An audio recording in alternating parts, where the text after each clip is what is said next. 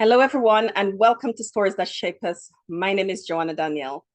In this episode of the podcast, I am talking to a dear friend and colleague, Kirsha Campbell, and she's going to talk about parenting and just safe spaces for parents to be able to relax into and talk about some of the stories that shape us as parents and some of the stories that is happening to our children now and are shaping them, and how can we support each other, and what are the things that we need to do in order to be able to support our children to grow and to flourish. So thank you for joining me, and help me welcome Kirsha to the podcast.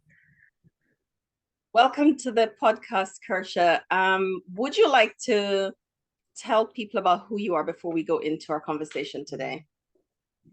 Okay, thank you so much for having me, George. It's a pleasure to be here. I see it as a true privilege to share with your audience and you, and of course, support the awesome work you're doing. So, I am a twin mom. I wear many hats. I'm an author, speaker. I help businesses in the area of ensuring that they have systems, financial systems, processes leading to cash flow, wealth, and just understanding their business in a deeper way. So that's me in a volunteer side of that. I'm usually having fun with my twin boys. We enjoy outdoors and also volunteering in the community. We support whatever community we're in. So that's me in a nutshell.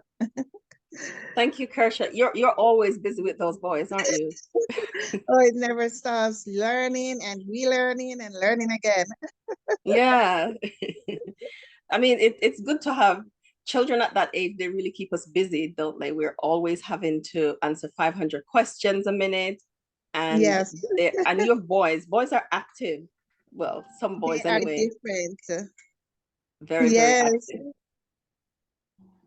So we were talking about, like, Kirsha is a contributor to the Come See a Man devotional, and your stories, even though knowing you over the years, I know some of them. I think reading the stories and seeing your heart, from, as you tell the stories from a place of the mom that is in the waiting room, or the mom that is parenting, made my heart for you, because I'm like, sometimes, as moms, I don't think we should go through anything on our own. Like, and sometimes it can still be lonely. And we were talking about that because a post I read to you about, at the end of it, the author said that if you're parents, I hope that you will find safe space to pray.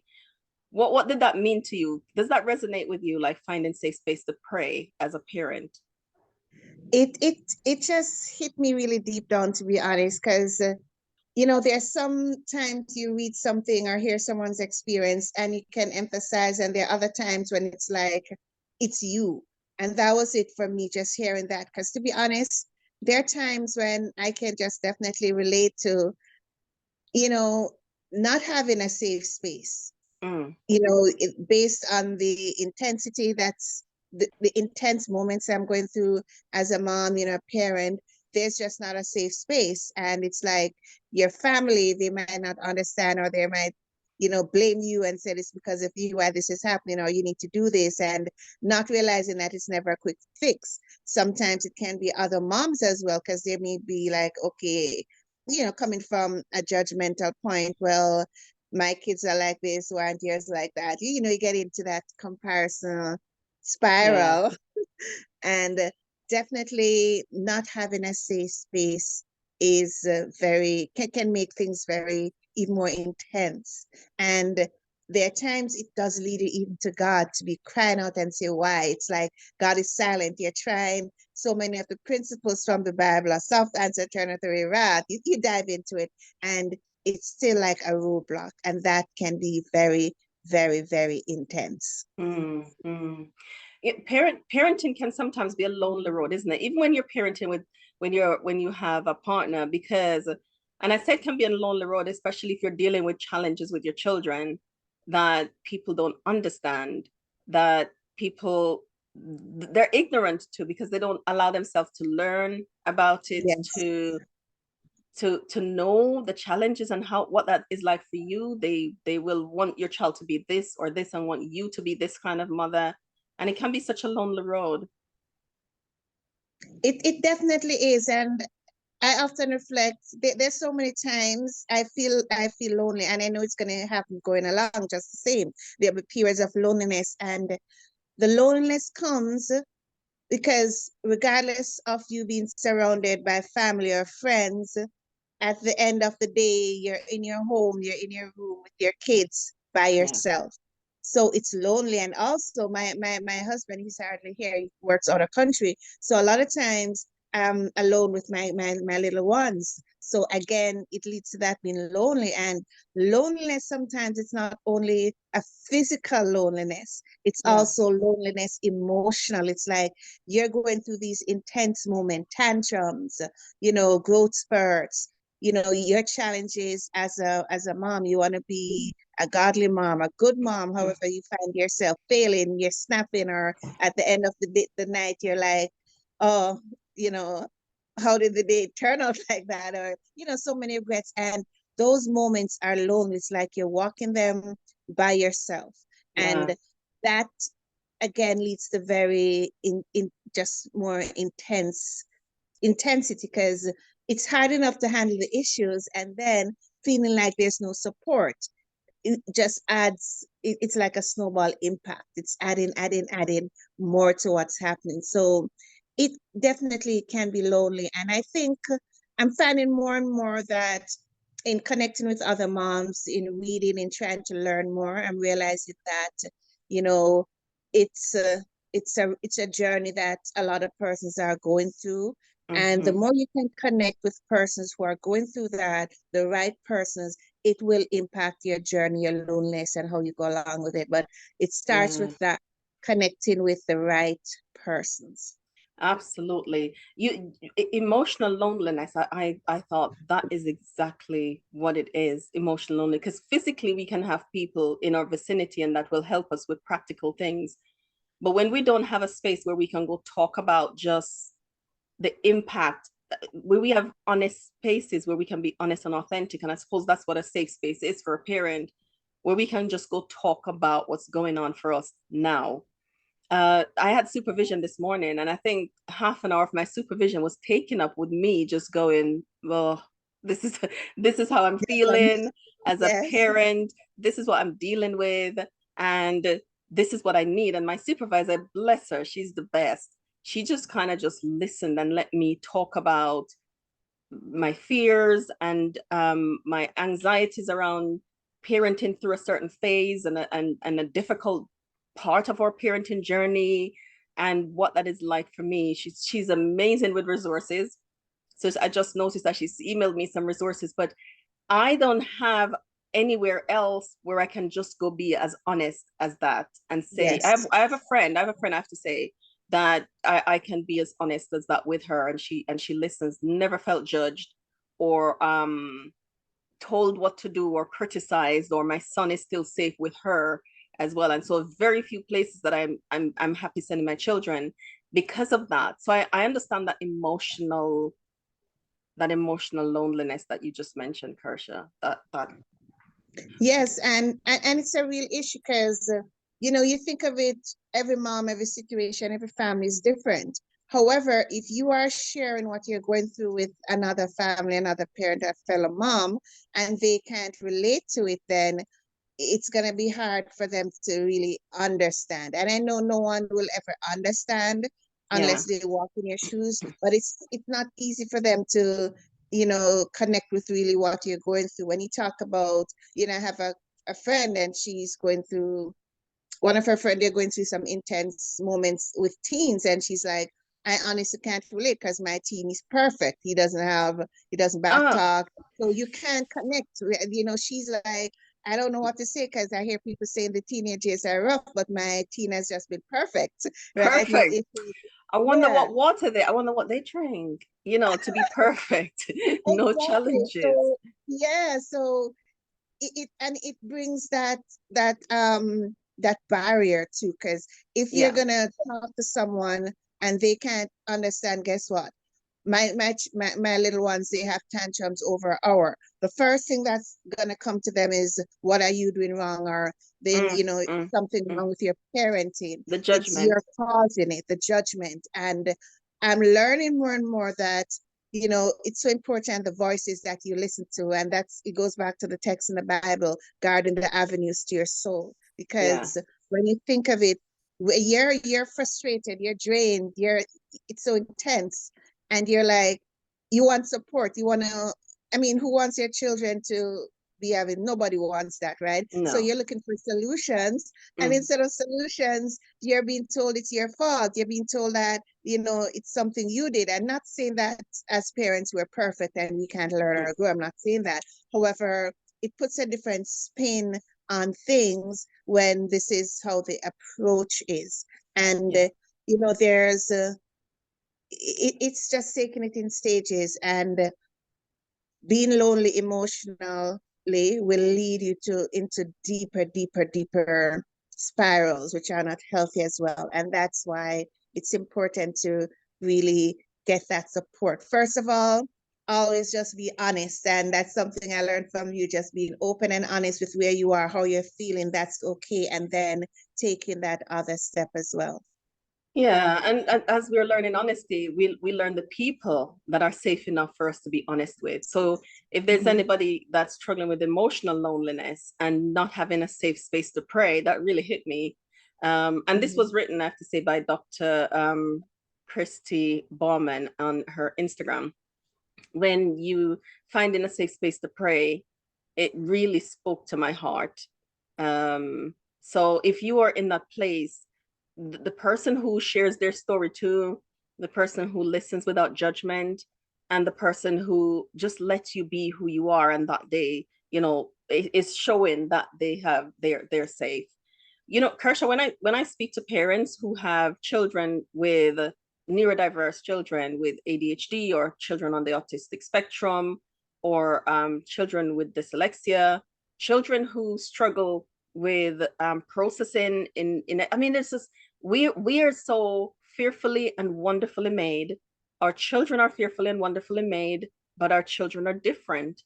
And I tend to see parents with children and neurodiverse children that struggles with a lot of loneliness and not having safe spaces to pray, or because it's seen as something is wrong and Yes. it needs to be fixed.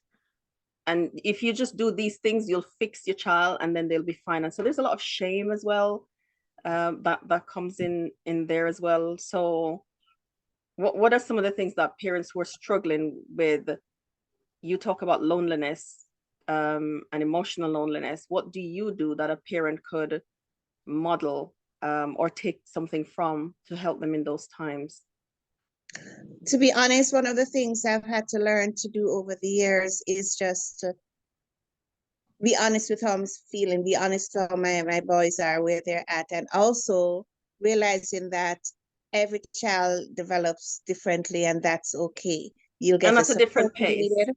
Yes. And another thing which I've had to do personally is accepting my boys for who they are, where they're at. Yeah. So I started off with, even going to church. I didn't want to stay there after the class, right, with them, because they'll be running up and down and all of that, and you're getting all those eyes. And I had to reach the point where I realized they're children and it's okay. Not saying you want your kids to be all over. However, you have to reach the point where you are loving your children unconditionally.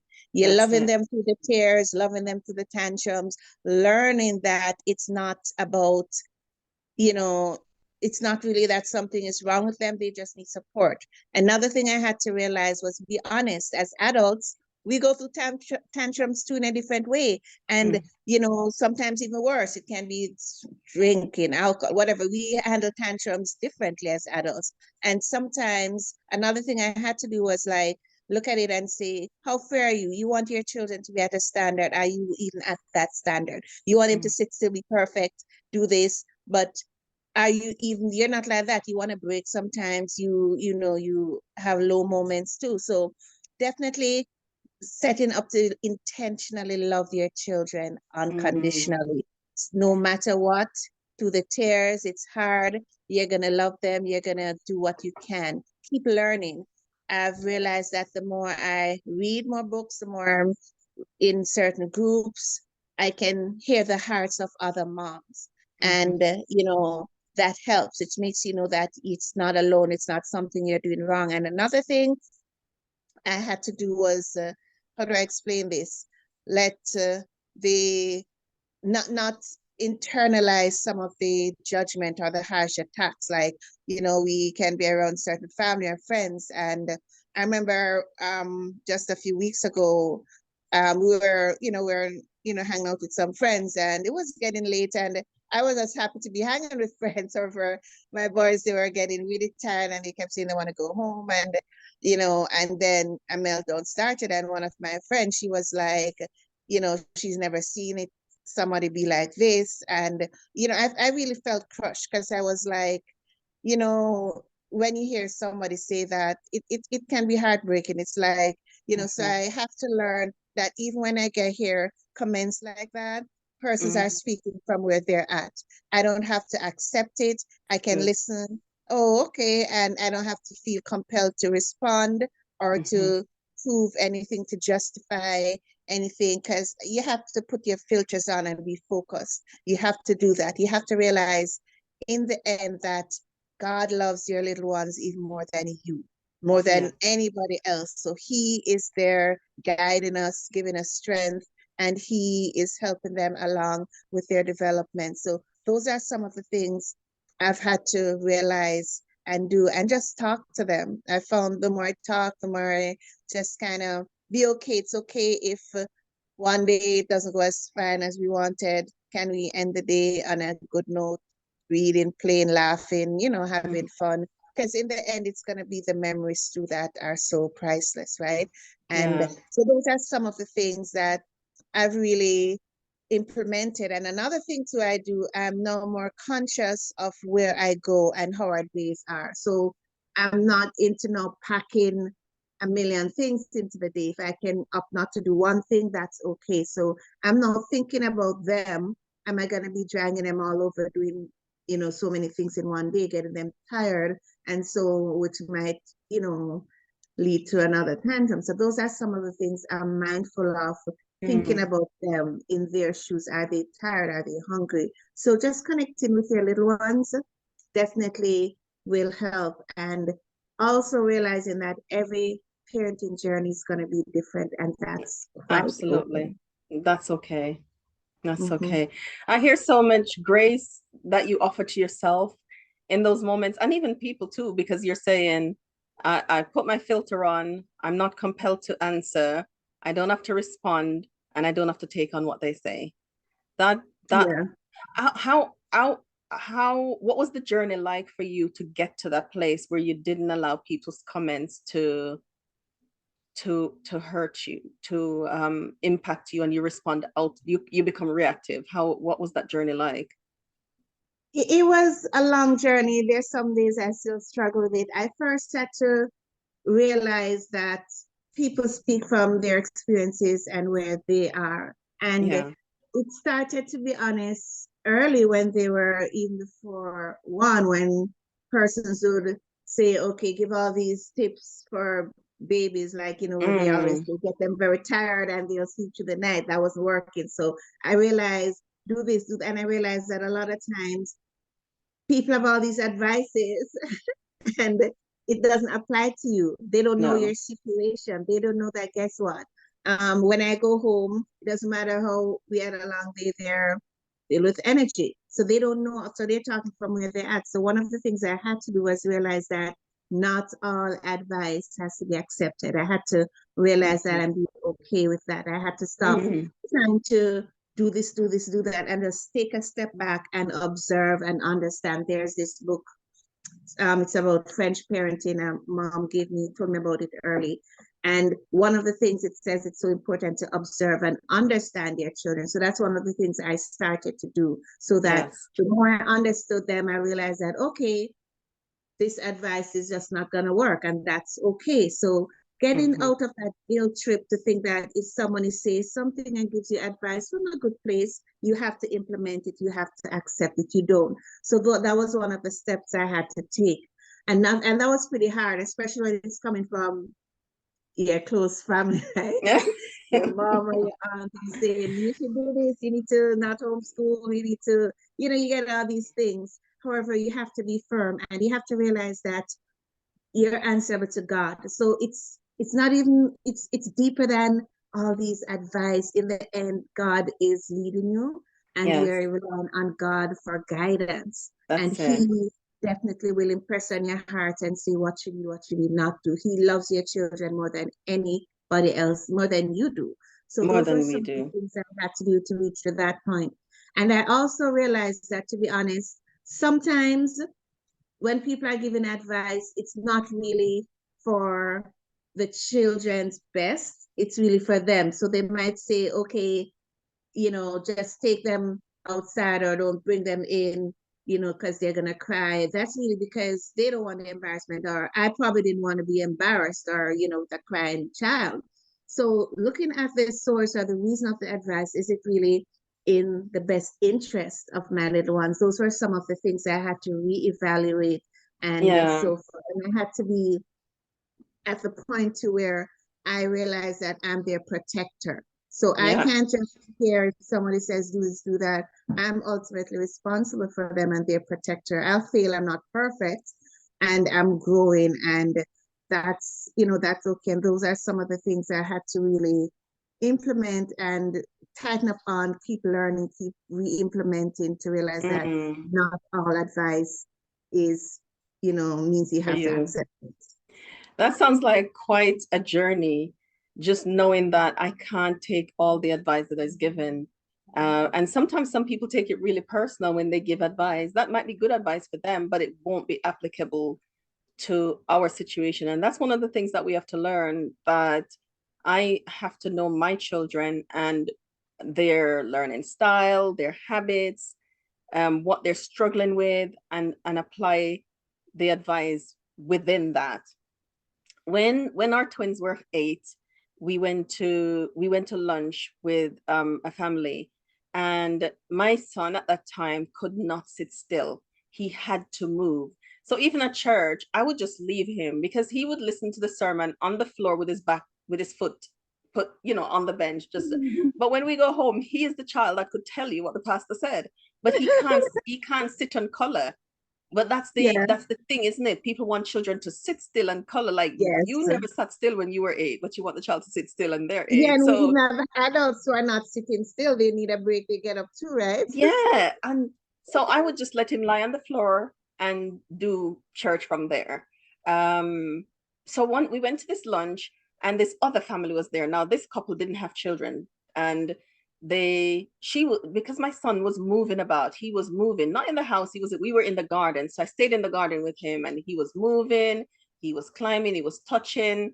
The host had no problem with it at all, but this woman wanted to come and have a sit down with me about my son's behavior and how why couldn't he sit down? I said to that lady, and she came on a bad day, and I asked her kindly to leave my house. I said, I did not thank her. I said, I'm going to ask you to leave. It's not a good day, and it's not a good day for me to have this conversation with you. Could you please leave?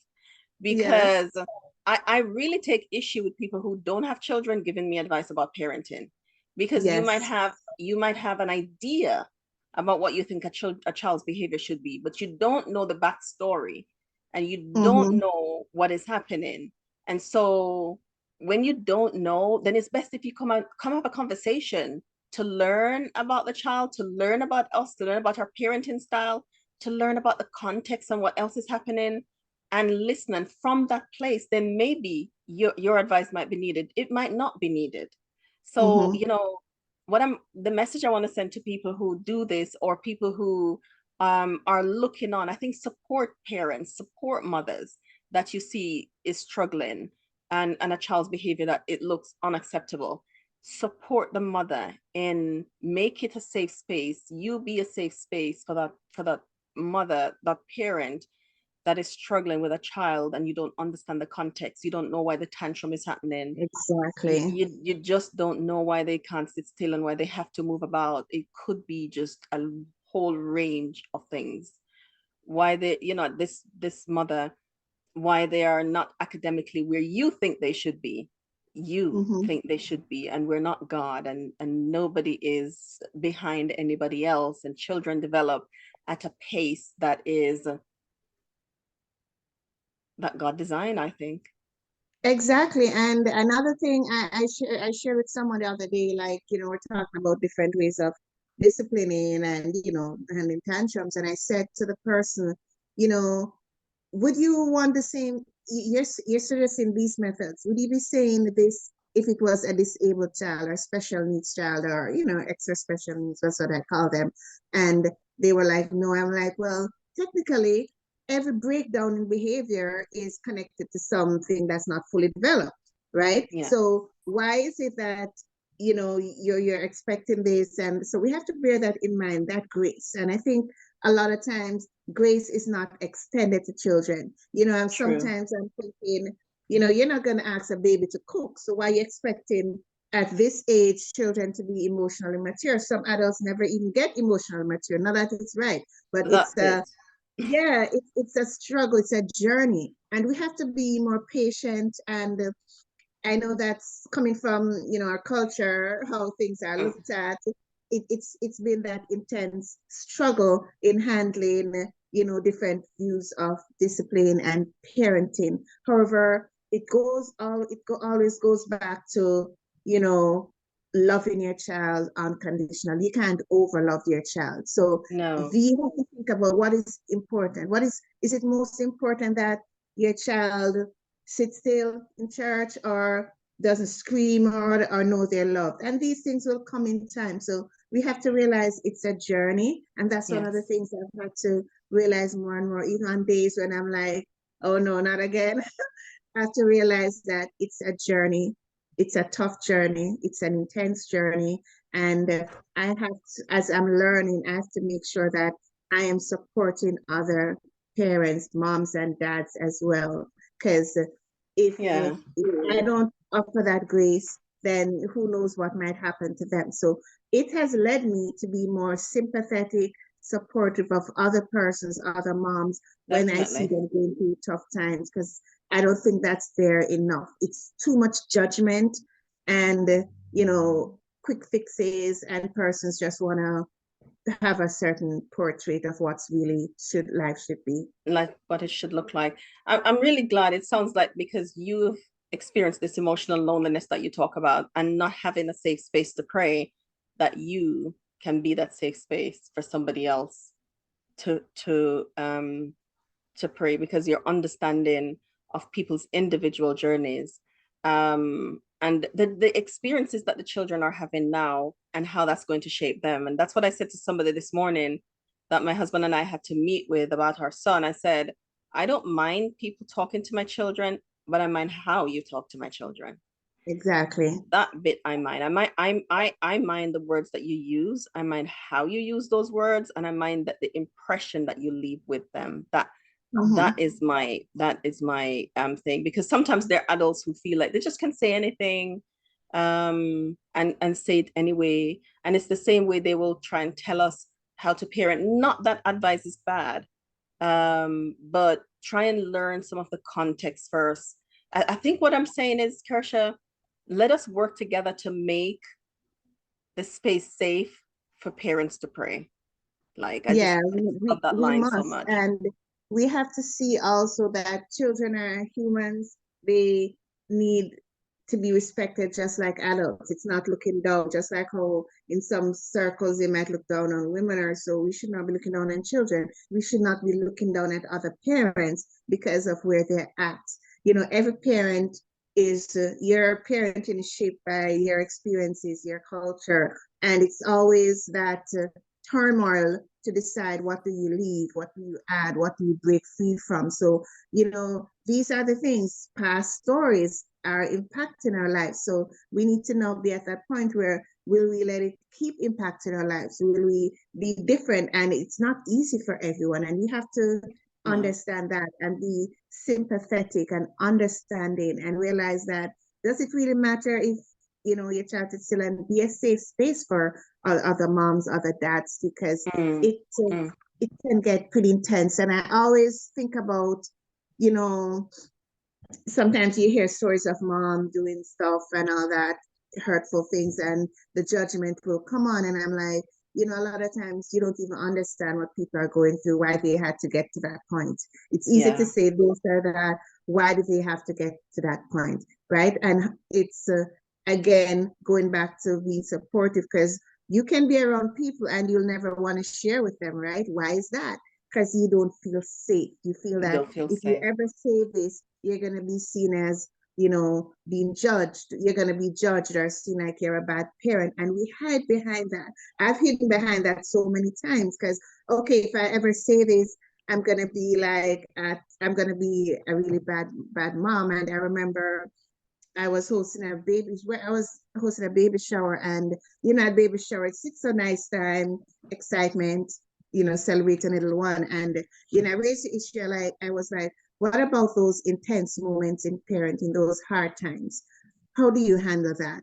And one your person just started sharing and sharing and sharing. And I was like, look at that. These are the conversations we should be having.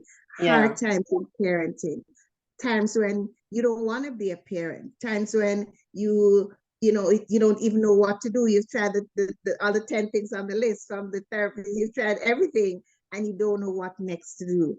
Nothing is working, nothing is seeming like it's impactful. These are the moments we need to be able to reach out and have a safe space. safe space. Non-judgmental, that is always Yeah, important. yeah. Non-judgmental, safe space. Yeah, as one of the things that something keeps coming back to my mind, that the person with the perfect teen. And one of the things I'd said to myself when our twins were born, and they're 16 now, and I said, I'm not accepting terrible twos, and I'm not going to accept the status quo, like the terrible twos and the difficult teeners. Yes, But what I find, Kirsha, is that my husband and I, we needed to change so much in order to be a safe space for our children to, if something is going on, they can come and talk to us about it.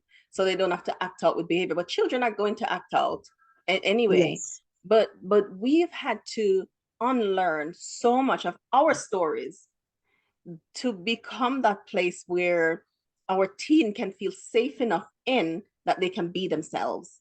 And yes. somebody said, well, when we were growing up in Africa and the Caribbean, we couldn't do that. I said, but it doesn't mean that we didn't need it. It just means Exactly. that we couldn't be normally, naturally expressive. It wasn't allowed. It doesn't mean that it wasn't needed. And my children are respectful, obedient, kind, all of that kind of stuff. But I find, as a person, I've had to expand so much, unlearn a lot of stuff and relearn in order to be a place where my 16-year-old son can call and say, can I talk to you? And my daughter Yes, can say, Mom, can we talk? And I value those times more than anything else because I know the work that go into it. But when the journey was happening, it might look different to people. Because I remember somebody said to me one time, we were at a family camp and I called my son and he didn't come. And I think he was about 9 or 10. And somebody says, oh, wow, Joe, he's not perfect. I'm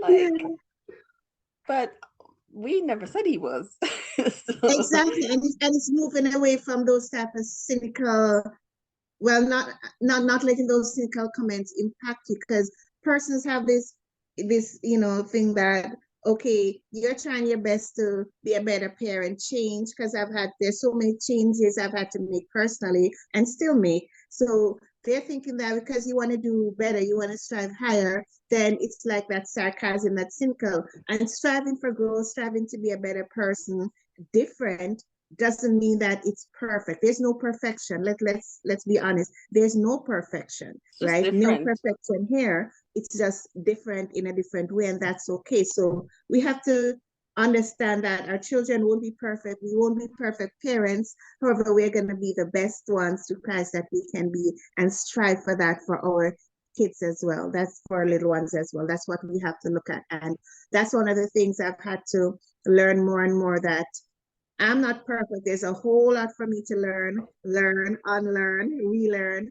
It's all about learning, and that's okay. And I find some persons are not willing to learn. They're like, oh, it has to be this way. They have to be spanked. They have to do this, they have to do that. And it's just so different when we think about it. There's so many different ways Jesus handled persons over the time. They were all different. There's so many different strategies and connection points he used. So it's bearing those things in mind as well as we, desire for that space. And I have to comment to that there are times where you might not easily find a safe space. And you No. might find you have to just cry. Yet a lot of times you've had to just be crying. I've had to search for things to read. So I would add to our listeners that doing your best until you can have a physical person to talk to or share or a group. Do your best until you can find that safe space.